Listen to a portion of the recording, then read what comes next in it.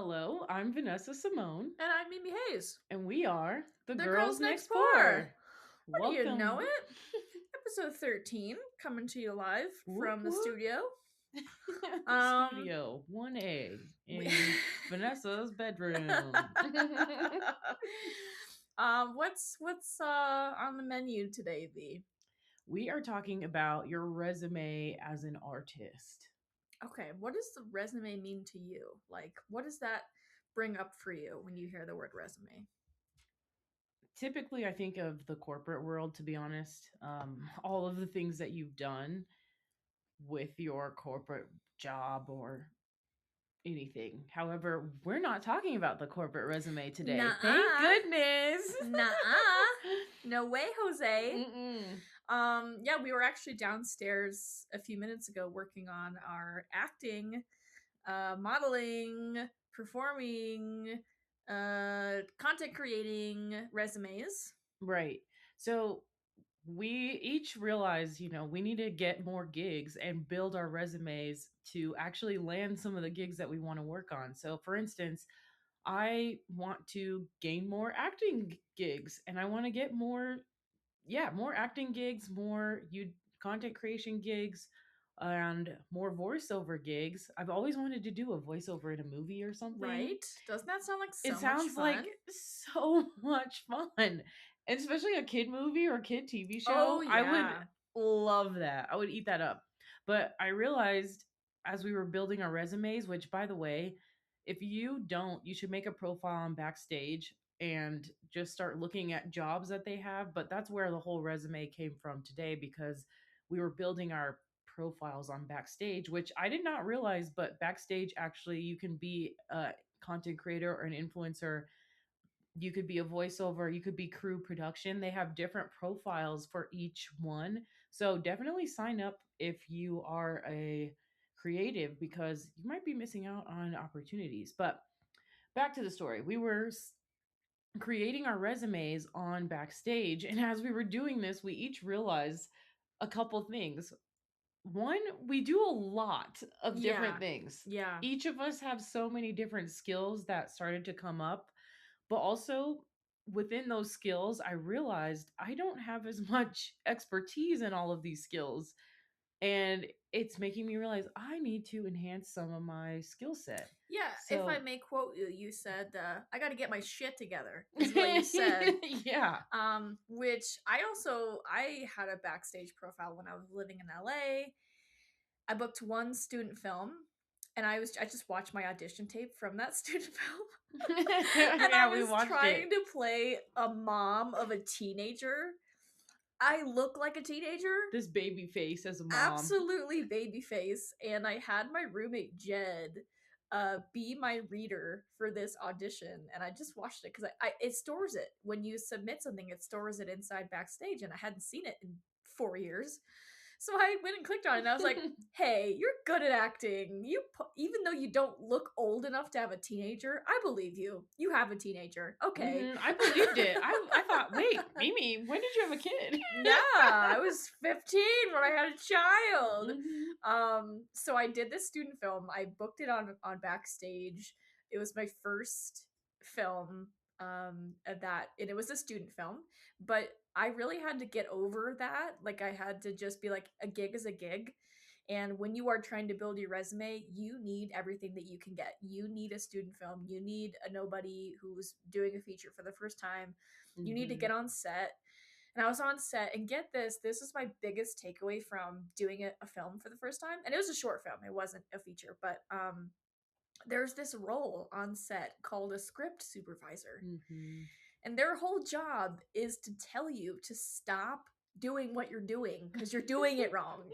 And by that I mean, every take, right? Say I have a line, and my line is, "Are you on drugs?" Because that was one of the lines from the monologue. "Are you on drugs?" So say I say that line, and I put my hands up, right? "Are you on drugs?" So we do that take, and then they say cut, right? Then we do it from another angle, or I do it again. But this time, I don't put my hands up. I just go, "Are you on drugs?" And then the script supervisor waddles on over and they're like, "Hey, last time you put your hands up. This time you did not. Put your hands up again." And I had no idea. She was just telling me where to put my limbs. Mhm. And it's for continuity because Mhm. and sometimes you can catch it in films when they don't have a Mhm. good script supervisor.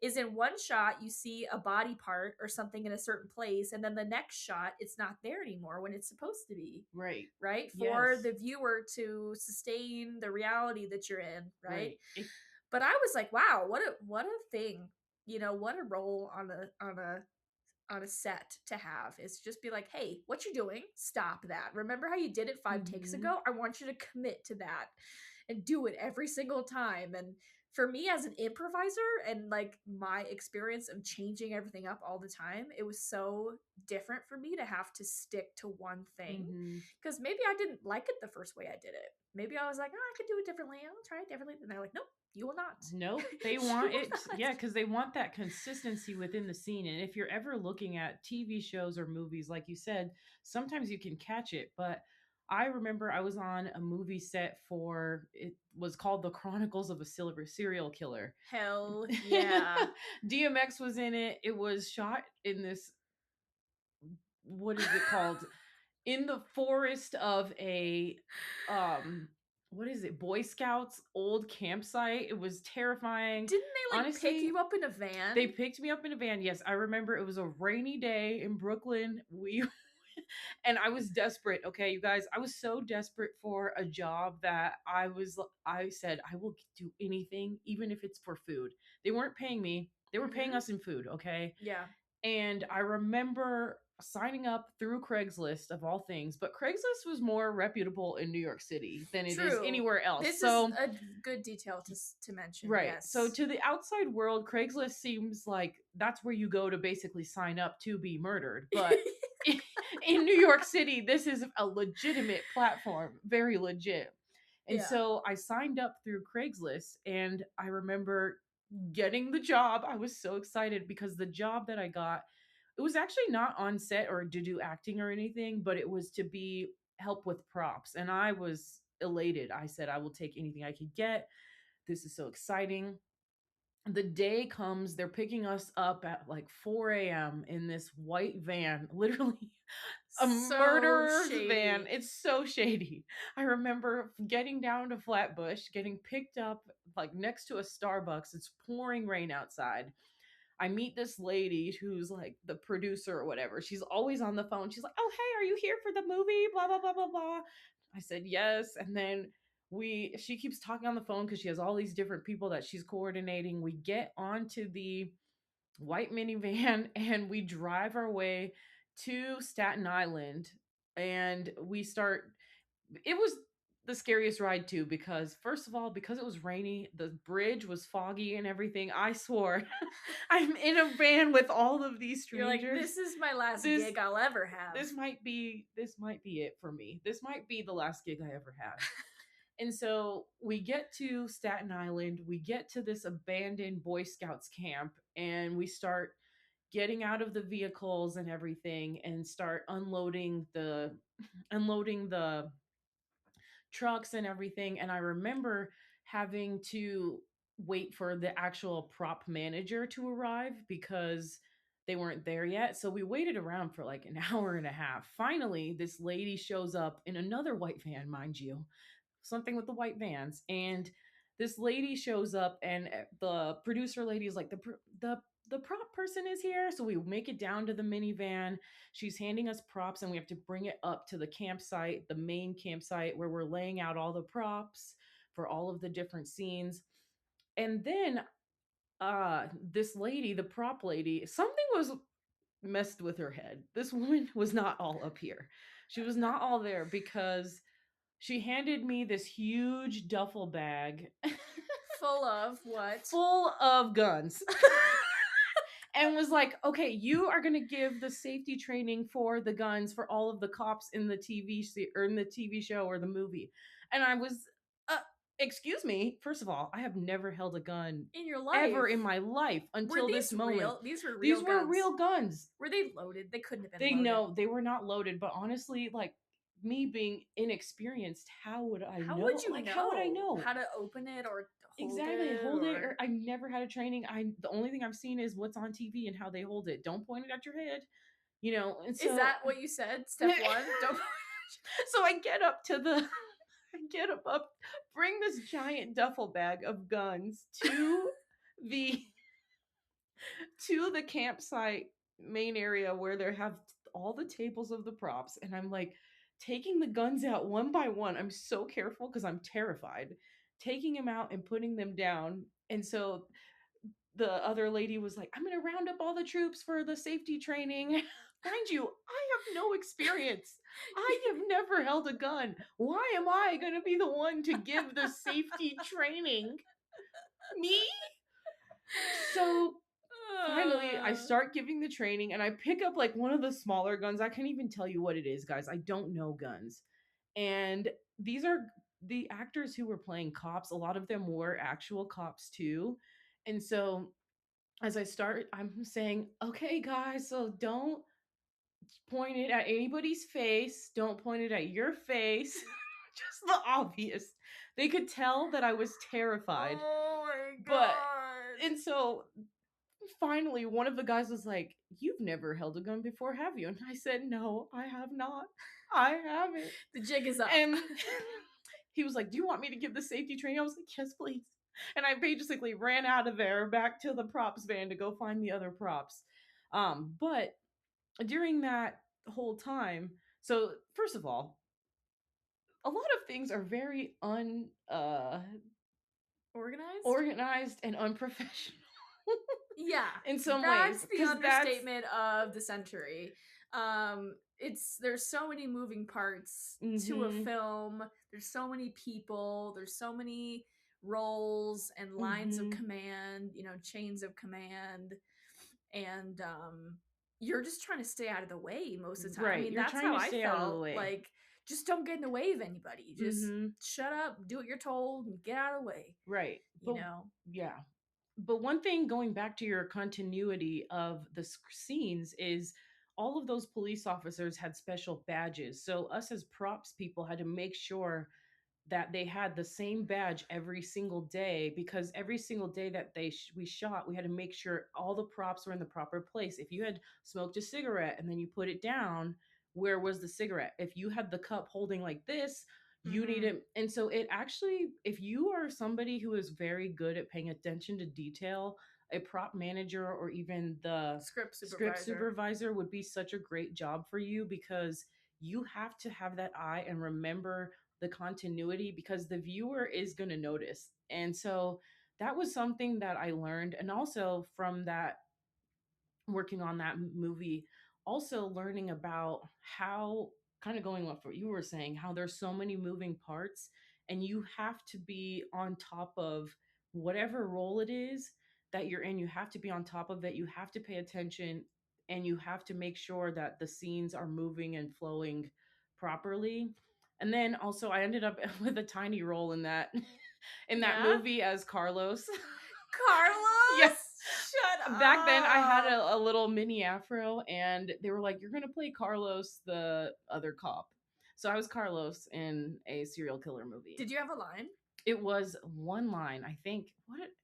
It was either a line or I just nodded. Honestly, it was so minuscule, but I did learn I'm gonna go so find much. this. I know. I'm gonna Yeah. find this and find you. Yeah, and DMX was in it, and rest in peace. May he Mm-hmm. rest in peace. It was crazy because everybody was going up to him, and I'm not. We had the celebrity talk, but I'm not the best at celebrities. You were like, So I I was don't just even like, know who you I was are. literally talking to DMX like it was nothing. I was just like, oh yeah, what's up? Oh, you're so good with the gun, like you're so good with blah blah blah blah blah blah. I And I noticed have you're no good with a idea, gun. but like in that moment, everybody's going up to him. I was like, I have no idea who that is. And so we're talking, and um, him and I are talking, and then people are coming up, and then eventually he walks away, and people keep going up to him, and somebody's like, that was DMX.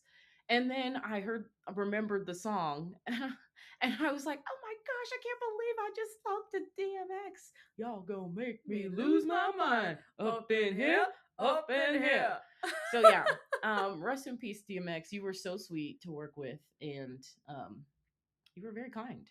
Yeah, so that is something you're gonna put on your resume. Yes. Yeah, Oh my fool. god. It's all connected. Don't It's all worry. I'm connected. keeping the It's thread. coming. I Thank got the you. thread. We Yes. got it. No, listen, like we were talking downstairs about all the little things you remember over the years. Oh, I did that. Oh, I did that. Oh, and you're asking, like, does this count? It all counts if, Mhm. you know, because you never know what skills they're looking for. You never know something. I can't remember if I told this story before. Maybe I just sent you this as a TikTok. But there's an actress and she was cast in the TV show The Bear, Mm. which is all Mhm. about being in a kitchen. And I can't personally watch it because there's too much yelling on the show and it stresses me out. But I hear it's a very good show and it's about being a chef and being in the kitchen. Mhm. And this actress worked in a kitchen for like IO, right? six, yeah, Yeah, IO. for Mhm. like 6, 7 years. And I can only imagine how frustrating that could be when you are really an actress and you don't want to be in a kitchen. But it ended up booking her that gig because she knew what she was doing in the kitchen because she was in the kitchen. So you just don't know what those skills are that you're going to be Mhm. asked of. And in terms of building your resume, you might want to book a couple small things so you can get the bigger thing down the line, even if it's unpaid, even, just take it as it is. This is me building my resume Mhm. and I'm going to put it there and it's going to be for me to get my credits and get my experience. And then you never know. That could be the thing that down the line they're like, "Oh, you did this? That's awesome. Like, let's get you on this one." Mhm. So yeah, like your resume V is very fashion model content Mhm. and you're looking to grow in acting, writing, Mhm. producing, Mhm. directing, Mhm. so how are you thinking you're going to go about getting those things on your resume? Yeah. Well, one of the beautiful things about being on the content creator side is sometimes when you have a brand, they want you to script out the whole ad or um the whole ad for them. And so in a way I'm trying to take those skills and transfer them. But one way I want to increase my resume is by finding more acting gigs, even if they're local.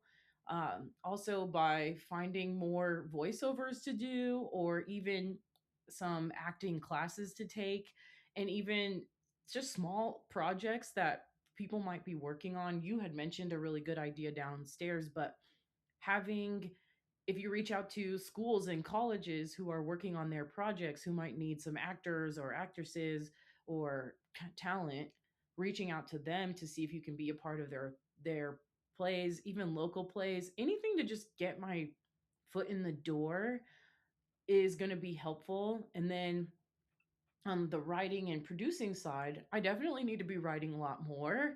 And thank goodness for the Artist Way. We're going through morning pages, which has been helpful because it really gets you in the habit of continuously writing and getting your ideas out onto paper.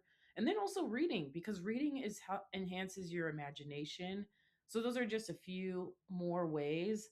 Hmm. And I know for you, because you also similarly want to do more producing, but you have a lot more experience.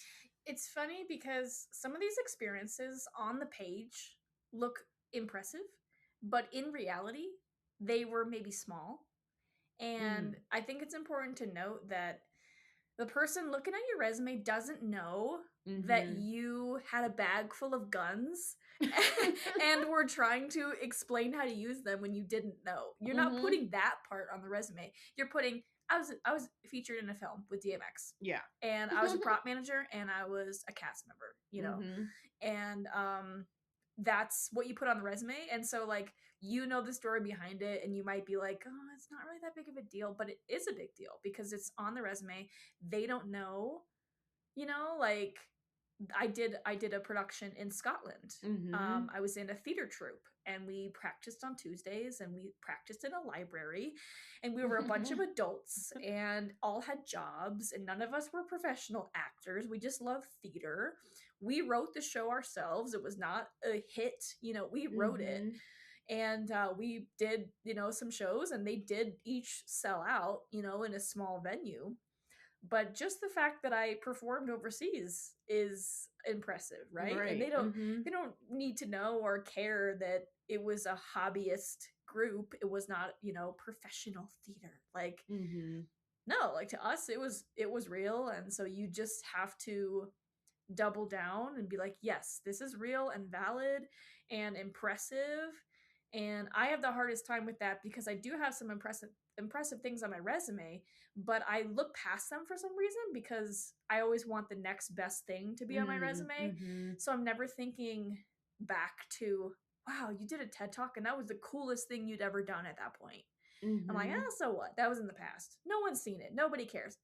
It's TED. It's a TED Talk. Like, you say Mm-hmm. that word to anybody, they know what you're They talking know what about. it is. So, regardless of the reality of it, you have to kind of pump yourself up and really just go there with yourself and be like, this is impressive and it deserves to be on my resume. Yes, and I think as artists, we definitely undermine the things that we've done, like you said, because I'm over here like, wow, Mimi, you have a whole stacked resume. You should be on Fleabag tomorrow, you know? Yes. And she's like, Nah. no. And it is funny because we definitely undermine everything we do. Because I was sitting down there saying, this doesn't count, this doesn't count, this doesn't count, but it does count. Mm-hmm. Every little thing does count. And it makes you realize how much experience goes into your dreams that you're trying to create and how much you have done that is getting toward it, but also taking credit, but also knowing there you can hold space for having gratitude for the past, but also wanting something big and better too. Mm-hmm. And the saying is, it takes 10 years to become an overnight success. Right. And I would say that's even an outdated number. I would say it takes maybe 20 years at this point to Mm-hmm. become an overnight success. And we're seeing that right now with the heated rivalry boys. Right. Those cute little gay I boys. love them. They're They're so so funny. cute. And they were nobodies. And Right. Connor's story was working in a restaurant and almost got fired Mm-hmm. because of some mistake he made.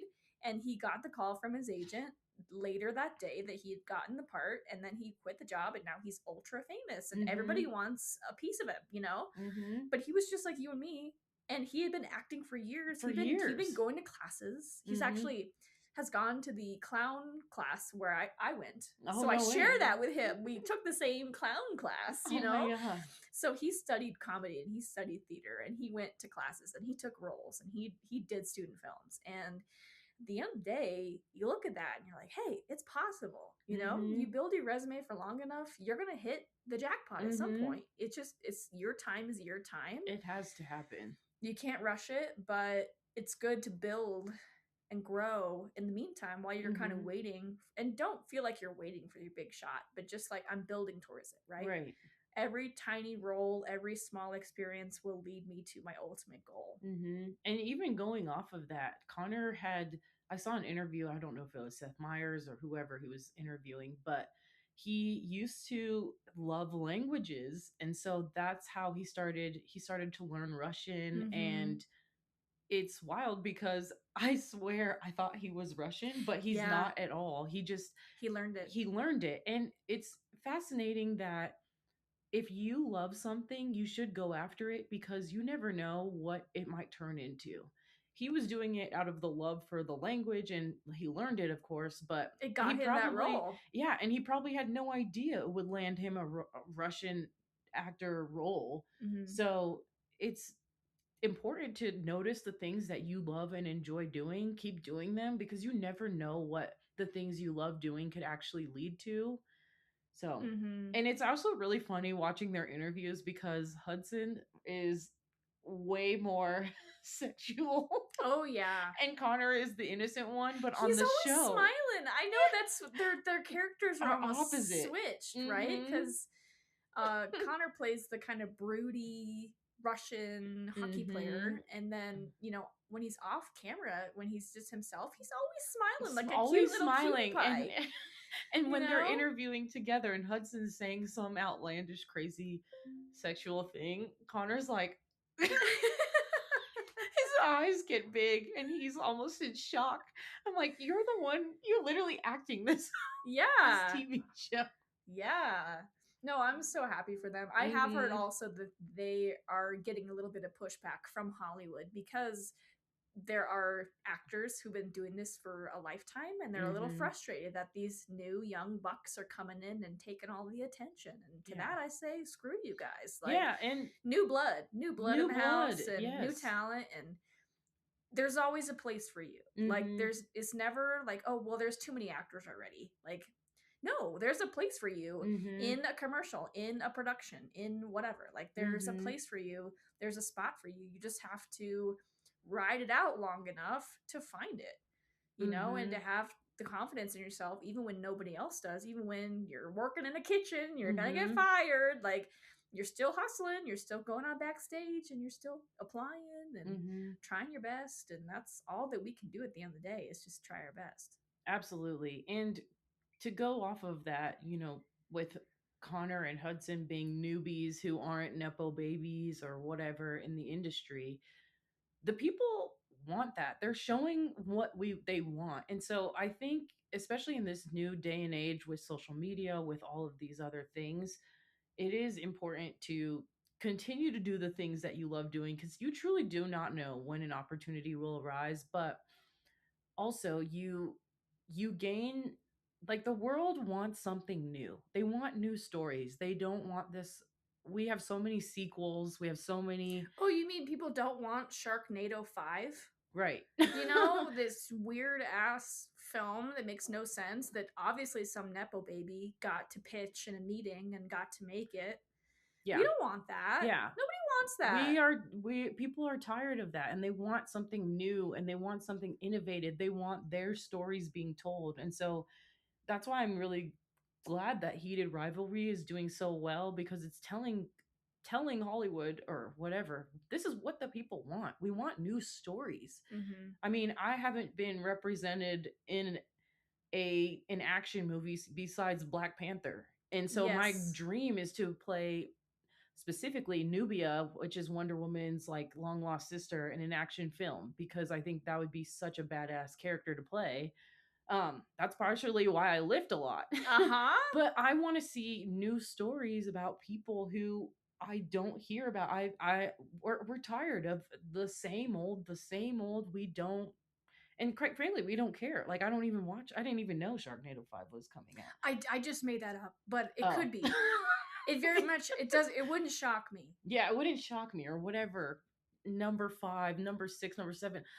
I don't care. I don't care. There are, and with there being billions of people in the world, the fact that we don't have more stories out there is shocking to me, actually.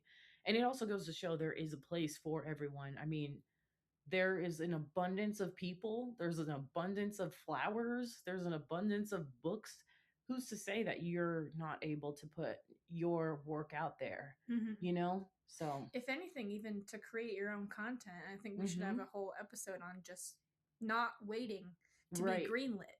Greenlight Yes, yourself, make greenlight your own yourself. content, Mhm. make a silly video, make a short film. We're going to be doing that soon here too, just Mhm. making our own content because it's your body of work.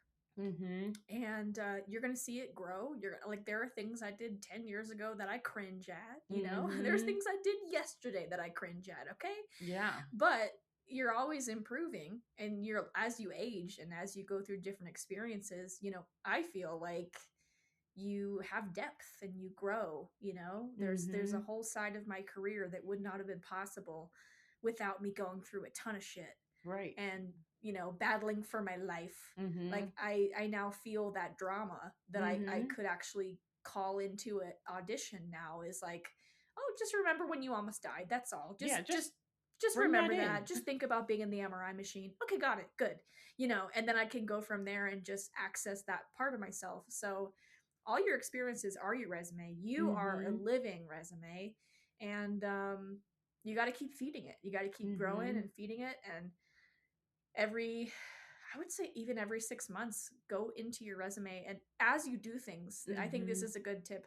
As you're doing them, put them in the resume. Yes. every time you finish a gig, put it in the resume, right? Mhm. Every single time, because what you don't want is what we're doing, which is backtracking 10 years and go, Yeah. oh, what did I do 10 years In ago? my You know? memory.